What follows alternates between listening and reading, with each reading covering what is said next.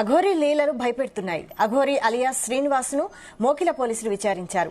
మంచిర్యాల జిల్లా కృష్ణపల్లికి చెందిన అఘోరి శంకర్పల్లి మండలం ప్రొద్దుటూరులోని ప్రగతి రిసార్ట్లో ఉంటున్న ఓ మహిళా సినీ నిర్మాతను పూజల పేరుతో మోసం చేసి చంపుతానని బెదిరించి 9,80,000 వసూలు చేసింది. ఈ వ్యవహారంలో ఫిబ్రవరి 25న మోకిల పోలీస్ స్టేషన్లో పలు సెక్షన్ల కింద కేసు నమోదు చేశారు. ఈ కేసులో 14 రోజులు రిమాండ్ విధించారు. అప్పటి నుంచి చెంచల్గూడ జైలులో ఉన్న అఘోరిని 3 రోజుల కస్టడీకి అనుమతించాలని మోకిల పోలీసులు చేవెళ్ల కోర్టులో పిటిషన్ దాఖలు చేయడంతో కోర్టు 1 రోజు కస్టడీకి అనుమతించింది.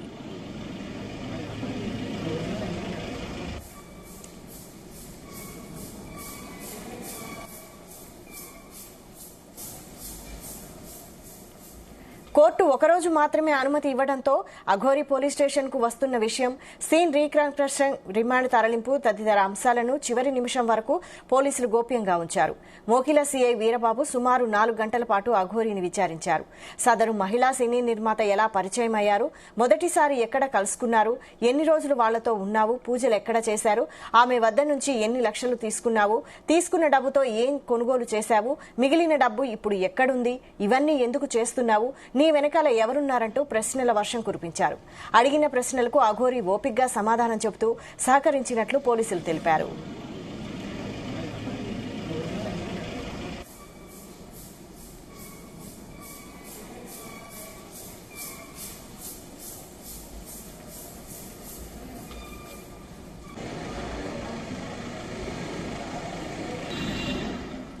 కస్టడీ సమయం ముగిసిన తర్వాత చేవెళ్ల కోర్టులో ప్రవేశపెట్టాల్సి ఉండగా జడ్జి సెలవులో ఉండడంతో షాద్నగర్ కోర్టుకు తీసుకువచ్చి జడ్జి ఎదుట హాజరుపరిచారు. అఘోరి తరపు న్యాయవాదులు బెయిల్ పిటిషన్ దాఖలు చేసి వాదనలు వినిపించారు. బెయిల్ పిటిషన్ను సోమవారానికి వాయిదా వేసినట్లు అఘోరి తరపు న్యాయవాది కుమార్ తెలిపారు. అనంతరం న్యాయమూర్తి ఆదేశాల మేరకు పోలీసులు అఘోరిని చెంచల్గూడ జైలుకు తరలించారు.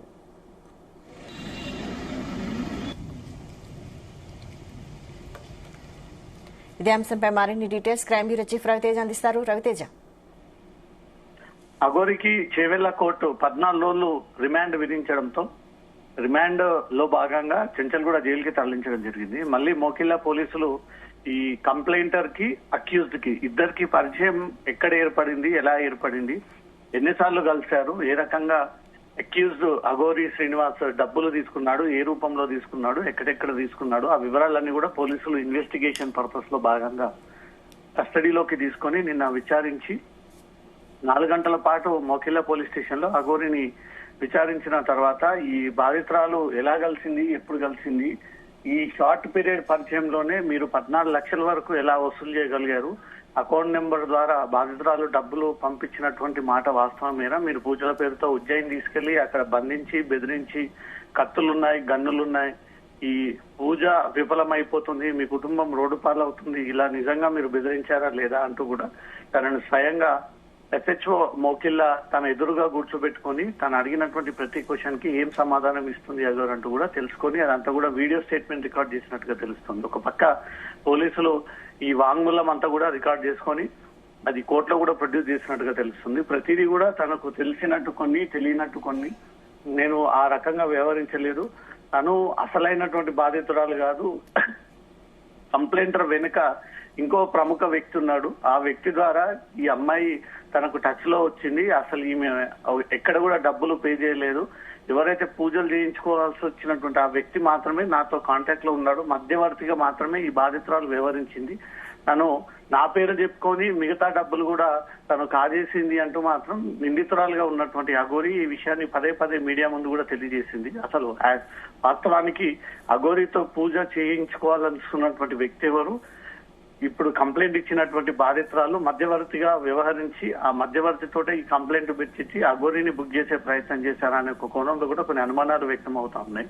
ఒకవేళ నిజంగానే కంప్లైంటర్ పూజలు చేయించుకోవాలని అనుకుంటే ఈ ప్రాసెస్ అంతా కూడా ఎలా స్టార్ట్ అయింది, ఎక్కడ స్టార్ట్ అయింది, ఎలా పరిచయం అయింది, ఎలా డబ్బులు తీసుకుంది, ఈ డబ్బులన్నీ కూడా క్యాష్ ట్రాన్సాక్షన్స్ జరిగాయా, ఆన్లైన్ ద్వారా ట్రాన్సాక్షన్స్ జరిగాయా, అటు అఘోరి మాత్రం అరెస్ట్ అవ్వక ముందు ఎవరైతే కంప్లైంటర్ ఇచ్చినటువంటి బాధితురాలు తను అసలు బాధితురాలే కాదని, ఈ ఎపిసోడ్ లో లేదని, వేరే వ్యక్తి ద్వారా ఈ అమ్మాయి మధ్యవర్తిగా ఉండి ఆ మధ్యవర్తి ద్వారా తనకు కాంటాక్ట్ లోకి వచ్చిందని, ఈ ఆ పేరు చెప్పుకొని తనే డబ్బులు వసూలు చేసి తిరిగి నా పైన ఉల్టా కంప్లైంట్ పెట్టించింది అంటూ కూడా గతంలో అఘోరి శ్రీనివాస్ ఈ విషయాన్ని మీడియా ముందు ప్రకటించడం జరిగింది. ఇప్పుడు ఎవరి దగ్గర డబ్బులు తీసుకున్నారు, ఎవరు ఉపయోగం కోసం ఎవరు అడ్డు పెట్టుకొని ఎవరు తీసుకున్నారనే దానిపై మాత్రం పోలీసులకు క్లారిటీ రావాల్సింది. కాబట్టి నిన్న దానికోసమే పోలీసులు 3 రోజులు కస్టడీ కోరగా ఒక్కరోజు మాత్రమే కోర్టు అనుమతి ఇవ్వడంతో నిన్న అఘోరిని మోకిల్లా పోలీస్ స్టేషన్ కి తీసుకెళ్లి